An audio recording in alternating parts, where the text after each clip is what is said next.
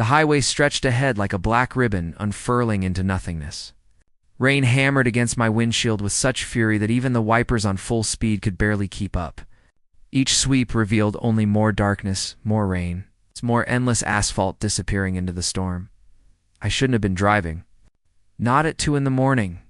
Not in weather like this. But the argument with Sarah had left me restless, angry, desperate to put miles between myself and the wreckage of our relationship. 3 years together. It's gone in a single night because I'd found messages on her phone messages that proved every suspicious feeling I'd ever had wasn't paranoia, but cold, hard truth. My name is Marcus Webb, and I used to think I was a good judge of character. That night taught me how wrong I could be. The figure appeared so suddenly that I nearly swerved off the road. One moment, empty highway. The next, a silhouette standing on the shoulder, thumb extended in the universal gesture of someone needing a ride. Lightning cracked across the sky, illuminating her for just a second. A woman in a soaked dress, dark hair plastered to her face, standing impossibly still despite the wind that bent the trees along the roadside. Every instinct screamed at me to keep driving. You don't pick up hitchhikers at 2 a.m. on a deserted highway during a storm. You don't invite strangers into your car when you're vulnerable and distracted. But something about her stillness, her apparent helplessness, triggered the part of me that still wanted to be good, to prove that not everyone in this world was selfish and cruel like Sarah and her lover. I slowed down, stopped. Through the rain-streaked window, I could see her more clearly now. She was younger than I'd first thought, maybe mid-20s, with features that would have been beautiful if they weren't contorted by cold and fear. Her dress was vintage, something from another era, deep burgundy, with a high collar and long sleeves. Completely inappropriate for the weather. I rolled down the passenger window just enough to be heard over the storm. You need help? She nodded, movements jerky and unnatural. When she spoke, her voice was barely audible, a whisper that somehow cut through the thunder. Please. I need to get to Blackwood Grove. It's not far. Please, Blackwood Grove. The name tugged at something in my memory, but I couldn't place it. Some small town off the main highway? Probably. I knew I should ask questions. Why was she out here alone? Why dressed like that? Why Blackwood Grove specifically? But the rain was coming in through the window, and she looked so desperate. Get in, I said. Unlocking the doors, she moved with strange fluidity, sliding into the passenger seat without seeming to actually walk. Water pooled on the leather beneath her, but she didn't shiver, despite being drenched. Up close, I could see her face more clearly, pale, almost luminous in the dashboard lights. Eyes dark and deep, fixed on something far beyond the windshield. Thank you, she whispered, still not looking at me. You don't know what this means. I pulled back onto the highway, wipers still fighting their losing battle against the rain. What were you doing out there? Car breakdown? Something like that. Her voice had a quality I couldn't quite identify, melodic, but hollow, like an echo of an echo. I've been waiting a long time for someone to stop. In this weather, you could have died from exposure. She turned to look at me then, and I felt my skin prickle. Her eyes weren't just dark. They were black, pupil and iris indistinguishable. Death, she said softly, isn't always the worst thing that can happen to someone. I tried to laugh, make light of the bizarre comment, but the sound died in my throat. That's cheerful. I'm Marcus, by the way, Evelyn. She continued, staring at me, unblinking. And I know who you are, Marcus Webb. I know what brought you out here tonight. I know about Sarah. The car swerved slightly as my hands jerked on the wheel. What did you say? Sarah Hendricks. 28 years old? Works at Morrison Financial. Been sleeping with your coworker Daniel Reeves for 7 months now? You found out tonight when she forgot to delete their messages. You threw your phone at the wall, and it shattered. Then you got in this car and started driving with no destination in mind. My heart was hammering now, so hard I could hear it over the storm. How the hell do you know any of that? Are you following me? Did Sarah send you? Evelyn smiled, but it wasn't comforting. No one sent me, Marcus, but I know betrayal. I know what it feels like to trust someone and have that trust destroyed. I know the rage that burns inside you right now, the desire for revenge, for justice, for them to feel even a fraction of what you're feeling. I should have stopped the car, should have told her to get out. Every rational part of my brain was screaming danger, but her words hooked into something dark inside me, something that wanted to hear more. "What do you want?" I managed to ask. "The same thing you want. Resolution, closure, revenge." She reached out, and her hand on my arm was ice cold, even through my jacket. "I can give you that, Marcus. I can give you the power to make them understand what they've done. But everything has a price. This is insane. You're insane. But I didn't pull my arm away, am I? Or am I the only person who's been honest with you in months?" Her grip tightened. "Drive to Blackwood Grove. Let me show you something. Then you can decide if I'm insane." The reasonable thing would have been to drop her at the next gas station, call the police, forget this entire encounter. But reason had abandoned me hours ago, when I'd seen those messages, when my entire life had revealed itself to be built on lies. What was one more bad decision? "Fine," I said. "But if this is some kind of scam, it's not a scam." Evelyn released my arm and settled back in her seat. "Take the next exit. Blackwood Grove is 3 miles east." The exit appeared moments later, marked by a weathered sign that looked like it hadn't been updated in decades. I took it, and the highway disappeared behind us as we descended onto a narrow 2-lane road that wound through dense forest. The trees pressed close on both sides, their branches forming a tunnel that blocked out what little light came from the stormy sky. "Tell me about Blackwood Grove," I said, trying to fill the oppressive silence. "It's a town that doesn't exist anymore," Evelyn said. "Not officially. It was abandoned in 1987 after an incident. But some places don't die just because the living leave them. Some places remember. Some places hold on to their pain." "What kind of incident?" She was quiet for a long moment, and when she spoke again, her voice was distant, as if she were recalling a dream. "A betrayal, murder, a revenge that went too far. The details don't matter. What matters is what remains." The road grew worse, potholes and cracks making the car bounce and shudder. Through the rain and darkness, I started to see shapes buildings, maybe, or what was left of them. Collapsed roofs. Broken windows like empty eye sockets. Walls covered in ivy and rot. "Stop here," Evelyn commanded. We were in what must have once been the town square. A few structures still stood, including what looked like an old church, its steeple tilted at a dangerous angle. Everything was overgrown, consumed by nature, but underneath you could see the bones of what had been a thriving community. I asked. Evelyn opened her door.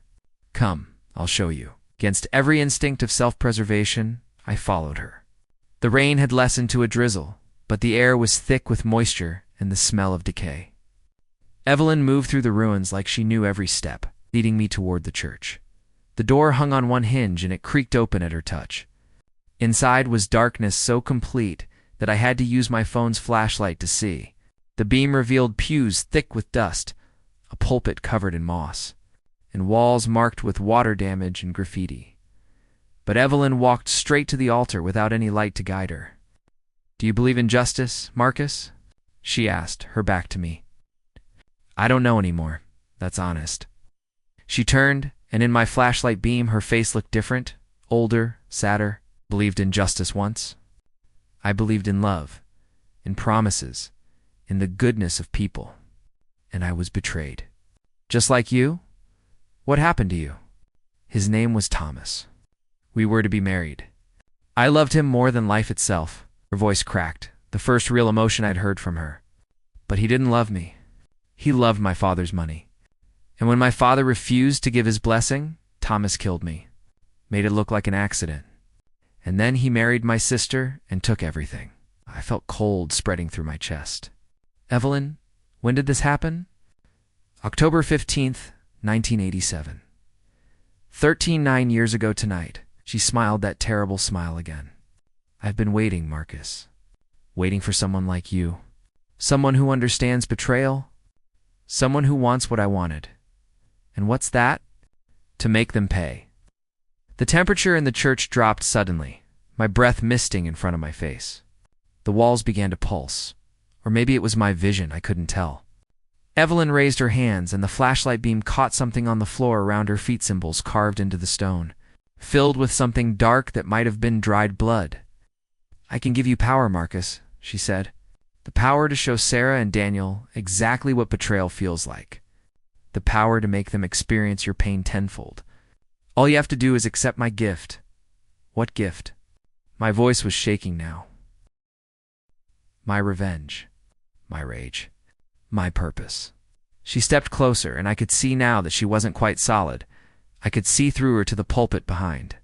"I've been bound here for 39 years, unable to move on, unable to find peace. But if you take my place, if you accept what I offer, I can finally rest. And you can have your revenge. You're a ghost." "You're actually a ghost. Does that matter? Does it change what Sarah did to you? Does it make your pain any less real?" She was inches from me now, her transparent hand reaching for my chest. "Take it, Marcus. Take the power. Make them suffer." I stumbled backward, my mind reeling. This couldn't be real. Ghosts didn't exist. This was some kind of hallucination. Stress and exhaustion and heartbreak combining to make me see things that weren't there. But Evelyn, whatever she was, felt real. The cold radiating from her felt real. The hunger in her eyes felt terrifyingly real. I said the word coming out stronger than I felt. "I'm not doing this. I'm leaving." I turned and ran for the door, but it slammed shut before I could reach it. The windows, already broken, suddenly flared with a sickly green light. Behind me, Evelyn's voice rose, no longer whispering but commanding. "You can't leave, Marcus. You came here willingly. You wanted this. Deep down, you still want this." "I don't want anything from you." I yanked at the door, but it wouldn't budge. "Let me go. Look at yourself." The church filled with mirrors that hadn't been there before, all reflecting my image but wrong. In each reflection, I saw myself twisted by rage, by hatred, by the darkness that had been growing in my heart since I'd found those messages. This is who you really are. This is what betrayal has made you. You want them to hurt. Admit it. And God help me. Part of me did. Part of me wanted Sarah to feel what I felt, wanted Daniel to know the destruction he'd caused, wanted them both to understand that actions have consequences, that you can't just break people and walk away unscathed. But looking at those reflections, seeing what I could become, I understood something Evelyn didn't. Revenge wouldn't heal me. It would only hollow me out, leave me as empty and bound as she was, trapped forever in my anger and pain. "You're right," I said, turning to face her. "I do want revenge. I'm angry and hurt, and I want them to suffer. But I won't become you. I won't trade my humanity for temporary satisfaction." Evelyn's face contorted with fury. "You're a fool. They deserve to pay. Maybe they do. But not like this. Not by destroying myself in the process." Stood straighter, feeling more certain than I had in hours. "Whatever happened to you was terrible. Thomas and your sister wronged you. But you've been holding on to that pain for 39 years, and it hasn't brought you peace. It's just made you into this thing that preys on other people's suffering. I am not a thing." Her voice became a shriek, and the church shook. "I am justice. I am—" "You're a victim who became a monster," I said quietly. "And I refuse to let Sarah and Daniel do the same thing to me." For a moment, everything went still. The mirrors vanished. The green light faded. Evelyn stood before me, and for the first time, she looked truly vulnerable. "Young lost. Oh, but they'll get away with it," she whispered. "Just like Thomas and Annabelle got away with it. They'll move on with their lives, happy and free, while you suffer." "Maybe," I admitted. "Or maybe karma will catch up with them. Maybe guilt will eat at them. Maybe their relationship will implode because it's built on lies and betrayal. I don't know. And honestly, it's not my problem anymore. My problem is deciding who I want to be after this. And I choose not to be someone consumed by revenge." Evelyn was crying now, translucent tears sliding down her insubstantial cheeks. "I just wanted them to hurt like they hurt me. I know. But Evelyn, listen to me. I took a step closer, no longer afraid. They already hurt you. Thomas and Annabelle took your life, and that was terrible and wrong. But you've given them 39 more years by refusing to let go. They're probably dead now, and you're still here, still suffering, still imprisoned by what they did. Don't you want to be free? She looked at me with those dark eyes. I saw the young woman. She must have been full of hope and love and dreams for the future. All stolen. All lost. I don't know how to be free, she admitted. You forgive yourself for what happened. You accept that some wrongs can't be righted, some debts can't be collected, and you choose peace over justice. That's not fair. No, I agreed. It's not. Nothing about this is fair. But it's the only way forward. The church began to change. The decay reversed, showing me glimpses of what it had been: beautiful stained glass windows, polished wood pews, flowers on the altar, and standing there in her burgundy dress was Evelyn. Not transparent anymore, but solid and radiant and young. I'm so tired, Marcus, she said, her voice clear and sweet. So very tired, then rest. Go. Move on to whatever comes next. She smiled, and this time it was genuine, full of warmth and gratitude.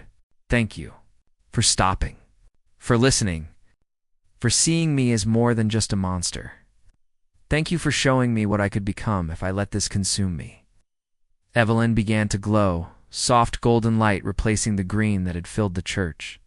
She looked peaceful, finally free of the rage and pain that had bound her. Marcus, she said as she started to fade, Sarah and Daniel may never face earthly justice for what they did. But living with who they are, with what they've done, that's a prison of its own. Trust me. Some punishments are invisible but no less real. I believe you, and you deserve better. You deserve someone who sees your worth, who chooses you every day, who builds rather than destroys.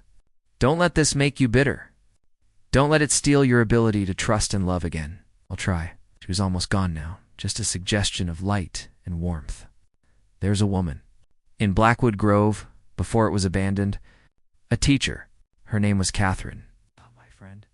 She left something here, a journal, hidden in the church basement. It tells the real story of what happened to me with evidence.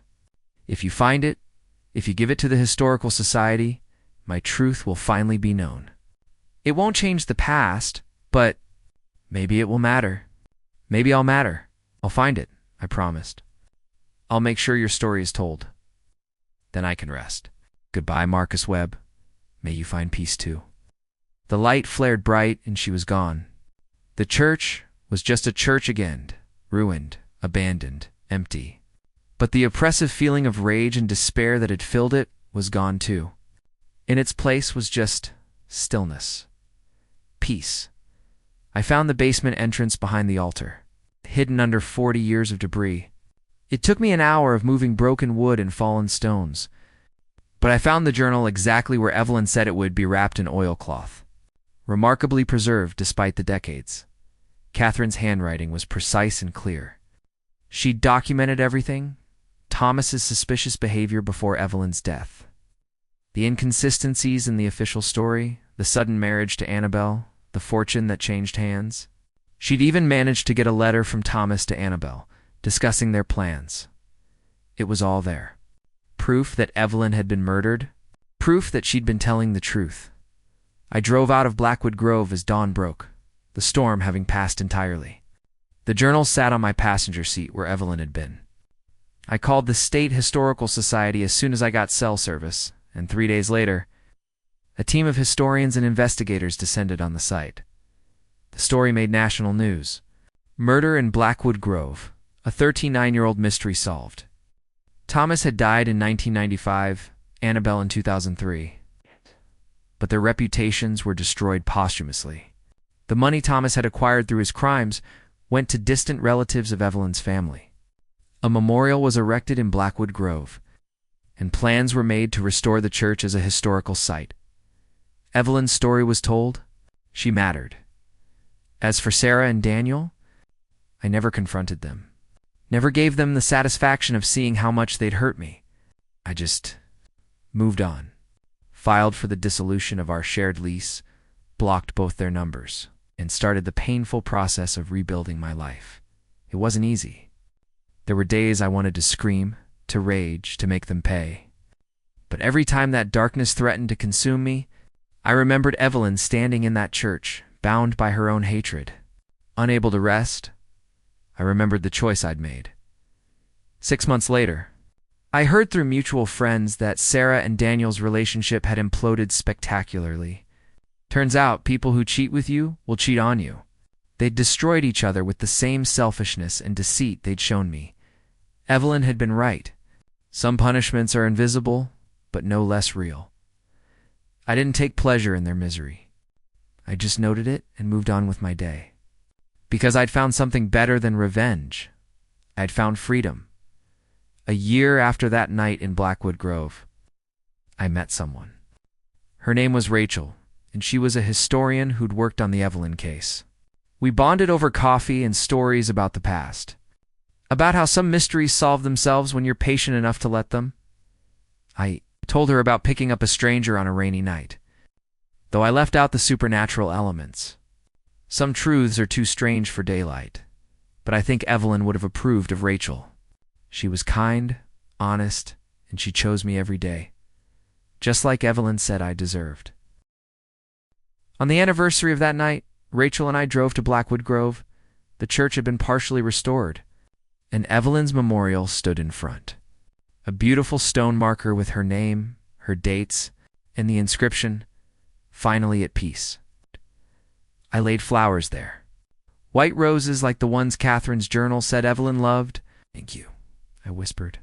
"For saving me from myself." A breeze stirred the trees, warm and gentle, carrying the scent of roses, even though none grew nearby.